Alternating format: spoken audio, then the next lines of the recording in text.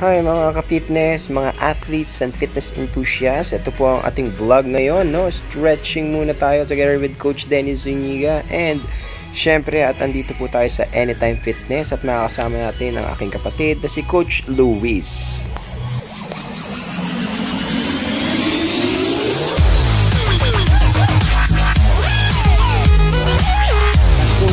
So, Coach, anong importance ng muscle stretching? Ayan, so pagtapos natin mag-warm up, at least kailangan natin gawin yung stretching o yung activation ng muscle. So guys, lagi natin tatandaan, always activate your muscle bago tayo mag-start ng ating workout. Yung pinaka-stretching natin o cooldown ay ginagawa natin siya pagtapos ng pinaka-warm up. To avoid injury guys, always activate your muscle. Okay, para hindi tayo magkaroon ng kung anumang punit yung pwedeng mangyari sa katawan natin. So kailangan mag-heat up muna tayo to start the workout. Okay? So anong klaseng stretching gagawin natin? Yung stretching na gagawin natin guys, ang tinatawag dito is WGS o World's Greatest Stretch. So follow me, Coach. Okay, let's go. So from here guys, don't forget to breathe. Always inhale and exhale. Breathe. And also guys, to improve also your flexibility, always do this muscle activations, okay? So from this position, go down. Make sure na nag-inhale, exhale tayo. Then rotate lang. Tingin sa kamay, inhale, exhale, count 1, 2, 3. And other side. Other side. Inhale, exhale. Good. And another one. Inhale, exhale. Good job. And other side. 1, 2, 3. Now, and coach, forward tayo.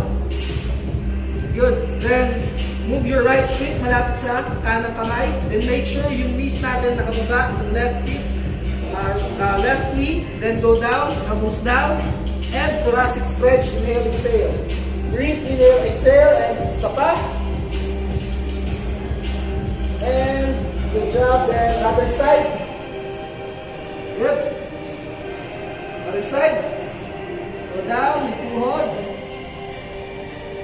Inhale, exhale, breathe, and another one.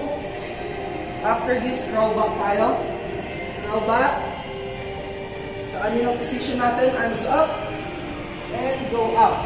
Guys, itong execution na to, gawin nyo siya at least na 8 to 12 repetition. So, it helps your flexibility. So, yan. Sige, sir, wait lang. Good. Make sure nag-inhale, exhale lang tayo. Good job.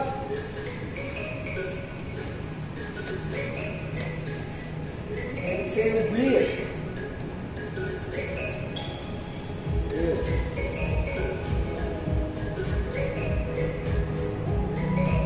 Breathe, inhale and exhale.